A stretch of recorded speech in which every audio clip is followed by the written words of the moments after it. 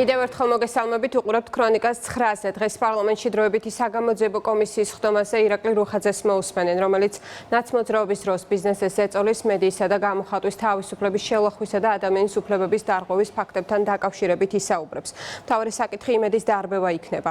შეგახსენებთ, რომ 2007 წლის 7 ნოემბრის საღამოს სპეცრაზმი ტელეკომპანია იმედში შემოიჭრა და არხის მაუწყებლობა გათიშა. შეერაღებული ნიღბიანი ძალოვნები შენობაში შემოვიდნენ, თანამშრომლები იატაკზე დააწვინეს და აპარატურა დალეწეს.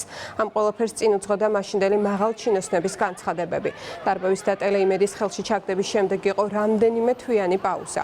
უკანონოდ მითვისებული ტელეიმედი ბადრი პატარკაციშვილის ოჯახს 2012 წლის ოქტომბერში მას შემდეგ დაუბრუნდა, რაც ქვეყანაში სააკაშვილის მმართველობა დასრულდა. იმედთან დაკავშირებულ кейსებზე იქნება ბატონი ირაკლი რუხაძე მოწვეული და სწორედ იმედის გარშემო განვითარებულ მოვლენებზე იქნება საუბარი. როდესაც მედია იყო დამოუკიდებელი და რეალურად ალტერნატიული ან ოპოზიციური აზრის გამავრცელებელი იყო, არა მარტო ამ მედიის ხელში ჩაგდება ხდებოდა თუ ბიზნესი აფინანსებდა ამ მედიას, ის ბიზნესიც უნდა, ასე ვთქვათ, განადგურებული და დამორჩილებული ყოფილიყო. ამას უნდა მიეცეს როგორც პოლიტიკური სისტემური შეფასების ხასიათი, ასევე სამართლებრივი. უმაღლესი განათლების შესახებ კანონში შესატან ცვლილებებს მეორე მოსმენით განიხილავენ დღეს განათლების, მეცნიერებისა და ახალგაზრდულ საქმეთა კომიტეტის ხდომაზე. ცვლილებები უმაღლეს სასწავლებლებში ქართული ენის სწავლების აღდგენას ეხება. 2005 წელს უმაღლეს სასწავლებლებში ქართული ენის სწავლება ნაციონალურმა მოძრაობამ გააუქმა. მას შემდეგ ქართული ენა სავალდებულო საგნების სიაში მხოლოდ ჰუმანიტარულ ფაკულტეტზეა. 2025 წლის ოქტომბრიდან კი ბაკალავრიატზე ქართული ენის სწავლება კვლავ სავალდებულო იქნება. როგორც საჯარო, ისე კერძო უნივერსიტეტის.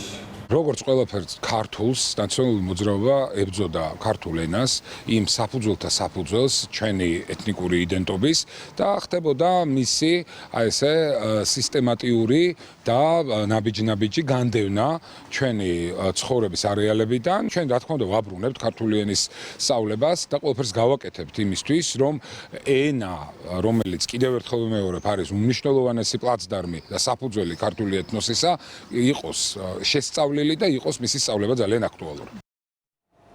დღეს პარლამენტში ტერიტორიული მთლიანობის აღდგენის და დეოკუპაციის საკითხებთან დაკავშირებული დროებითი კომისიის ხდომა გაიმართება. ხდომაზე სიტყვით გამოვა შერიგებისა და სამოქალაქო თანასწორობის საკითხებში სახელმწიფო მინისტრი. დეახლედიანი სამშვიდობო პროცესში ახალგაზრდების ჩართულობის შესახებ ისაუბრებს. ტერიტორიული მთლიანობის აღდგენისა და დეოკუპაციის დროებით საპარლამენტო კომისიაზე სიტყვით წარდგება სახელმწიფო მინისტრი ქალბატონი თეა, რომელიც ისაუბრებს ახალგაზრდების ჩართულობაზე სამშვიდობო პროცესებში, ისაუბრებს თუ რაოდენ მნიშვნელოვანია ქართულ და აფხაზ ახალგაზრდებს შორის არსებობდეს გარკვეული კულტურული გადაკვეთის წერტილები, რომელიც ცხადია ხელს შეუწყობს ჩვენს ურთიერთდაახლოებას, რაც საწინდარი არის იმ შერიგების, რომელ შერიგებაზეც საუბრობს ქართული ოცნება ხელისუფლებაში მოსვლის დღიდან. რუსეთის საოკუპაციო ძალების წარმომადგენლებმა გორის მუნიციპალიტეტის სოფელ ხურვალეთის მიმდებარედ ოკუპირებულ ტერიტორიაზე უკანონოდ დააკავეს საქართველოს 3 მოქალაქე, მათგან ერთი უკვე გათავისუფლდა და ცენტრალური ხელისუფლების მიერ კონტროლირებად ტერიტორიაზე იმყოფება, ხოლო ორი კვლავ უკანონო პატიმრობაში რჩება. სუსის ცნობით ინციდენტთან დაკავშირებით ინფორმაციების მიღებისთანავე უწყებამ გააქტიურა ევროკავშირის სადამკვირვებლო მისიის ჩართულობით მოქმედი ცხელი ხაზი. ინფორმაცია დაუყოვნებლივ ეცნობა ჟენევის საერთაშორისო დისკუსიების თანათავმჯდომარე და საერთაშორისო პარტნიორებს. ამოქმედებულია ყველა არსებული მექანიზმი უკანონო დაკავებული საქართველოს მოქალაქეების უმოკლეს ვადებში გასათავისუფლებლად. საქართველოს ოკუპირებულ ტერიტორიებზე, ისევე როგორც საოკუპაციო ხაზის გასწვრივ ჩადენილ ყველა დესტრუქციულ ქმედებაზე პასუხისმგებლობა ეკისრება საოკუპაციო ძალას, აღნიშნულია სუსის განცხადებაში. მეუფე იაკობმა ქადაგებისას ქვეყანაში არსებულ გამოწვევებსა და აქტუალურ საკითხებზე ვრცლად ისაუბრა. ბოდბელმა მთავარ ეპისკოპოსმა ქვეყნის შიდა საქმეში უცხო ძალების ჩარევაზე, ოჯახის სიწმინდის დღესა და ევროპული ღირებულებების სწორ გააზრებაზე გაამახვილა ყურადღება. ჩვენი საქმე ქართველები უნდა მიხვდეთ, რომ თვითონ უნდა გადავწყვიტოთ აქ. თვითონ უნდა თითოეული აგური ხო იმ საქართველოს შენობაში ყველამ უნდა შევიტანოთ. ეს შუღლი და ეს კარგს არ მოგვიტანს. ჩვენ შეიძლება საქართველოს გადავაყოლოთ ამ უცხოელების ყურებაზე. ჩვენ ვართ ქართველები და მსოფლიომ ასეთი უნდა მიგვიღოს როგორიც ვართ. ევროპა თუ დასავლეთი რისთვის გვინდა, ხო? გვინდა იმისთვის, რომ განვითარდეთ. და არა იმისთვის რომ ჭკუა გვასწავლონ. ჩვენგან რა გინდათ, ხო?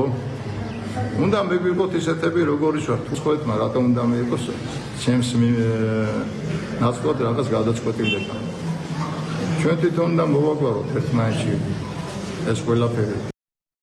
პრივატ გადასცემს საკანგებოდ სასკოლო ჯგუფებისთვის გათვლილ მხატვრულ ლიტერატურას თბილისის საბავშვო ბაგაბაღების მართვის სააგენტოსა და ინტელექტუალური საკუთრების დაცვის ეროვნულ ცენტრს აკპატენტს შორის თანამშრომლობის მემორანდუმი გაფორმდა, რომელიც სკოლამდელი განათლების სისტემაში ინტელექტუალური საკუთრების შესახებ ცნობიერების ამაღლებას და გარკვეული აქტივობების დანერგვას ითვალისწინებს.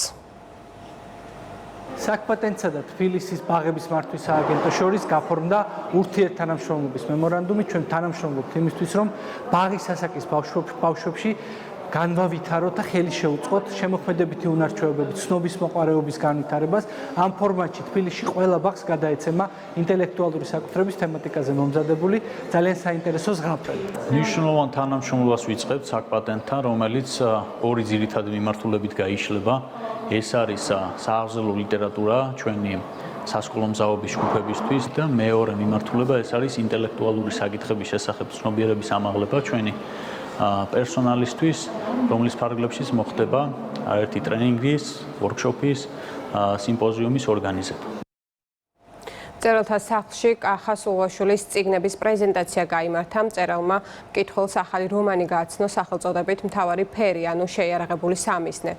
ლიტერატურულ საღამოზე მწერალმა ნაწარმოებები და ამონარიდები და ლექსები წაიკითხა. ისაუბრა რომანის წერის პროცესზე.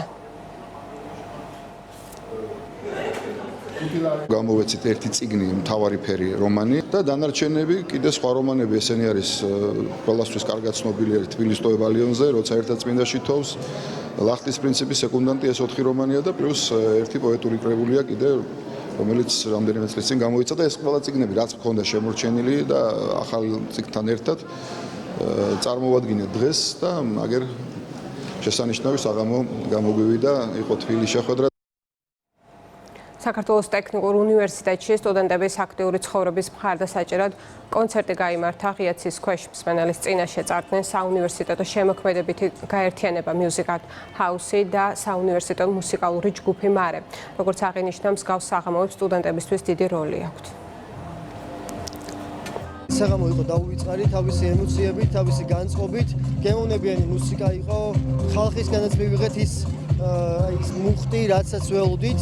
ყველაფერმა კარგად ჩაიარა და აქვე მინდა მადლობა გადავუხადოთ თითოეულ იმ ადამიანს, ვინც მოვიდა ჩვენთან, მოусმინა ჩვენს მუსიკას. საუნივერსიტეტო ცხოვრება მოიცავს პირველ რიგში რა თქმა უნდა მაღალ დონის პროფესიონალების აღზრდას. ჩვენი ქვეყნის ღირსეული მამული შვილების, მაგრამ ამისაც კიდე აუცილებელია ხელოვნება, სპორტი, კულტურა, მათი ჩართულობა კონცერტებში, მათი ჩართულობა საზოგადოებრივ საქმიანობაში, ჩვენ დავიდროთ დასაქმების ფორუმ. ეს ყოველდღიური სტუდენტური ცხოვრება და ჩვენი თვითშემოქმედი ასწავლის მარეს დღევანდელი კონცერტი ძალიან სასიხარულოა და ხარს უჭერს. ლაგოდეხის მუნიციპალიტეტში ქორეოგრაფ ამირან არჩაძის სახელობის რეგიონული ფესტივალი გაიმართა. წელს ღონისძიებაში კახეთის რეგიონის 13 ანსამბლი მონაწილეობდა, რომლებიც ამირან არჩაძის სახელობის სკულპტურით დაჯილდოვდნენ. ფესტივალის ფარგლებში კინოთეატრ სინემაში ქორეოგრაფის სახელობის მემორიალური დაფა გაიხსნა. ეს იყო ქორეოგრაფიის ზეიმი, ქართული სულისკვილი, ყველა მუნიციპალიტეტის ანსამბლმა მიიღო მონაწილეობა და მნიშვნელოვანია ის, რომ ჩვენ ქართული ცეკვა, ჩვენი ისტორია, ჩვენი წარსული და აწმყო განვავითაროთ.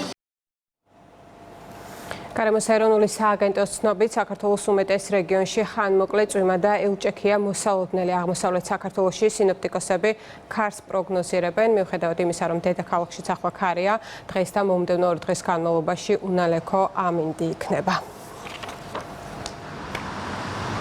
დღეს საქართველოს ზოგიერთ რაიონში მოსალოდნელია ხანმოკლე წვიმა და ელჭექი. აღმოსავლეთ საქართველოში დროგამოშვებით გაძლიერდება დასავლეთის მიმართულების ქარი. ჰაერის მაქსიმალური ტემპერატურა დასავლეთ საქართველოს დაბლობ რაიონებში იქნება 17-22 გრადუსის ფარგლებში, აღმოსავლეთ საქართველოს ბარში შედარებით მაღალი 20-25 გრადუსის ფარგლებში. დღეს და მომდევნო 2 დღის განმავლობაში თბილისში უმეტესად უნალექო ამინდი იქნება. დღეს დროგამოშვებით გაძლიერდება ჩრდილო-დასავლეთის მიმართულების ქარი. ჰაერი გათბება 24 გრადუსამდე და ტემპერატურის მატება 23 მაისიდან თბილისშიც მოსალოდნელია. ქრონიკა პირდაპირ ეთერში ზუსტად 10-ზე დაბრუნდება იმედის ეთერს კვლავ იმედის დილა განაგრძობს მე დროებით გემში დაბებით.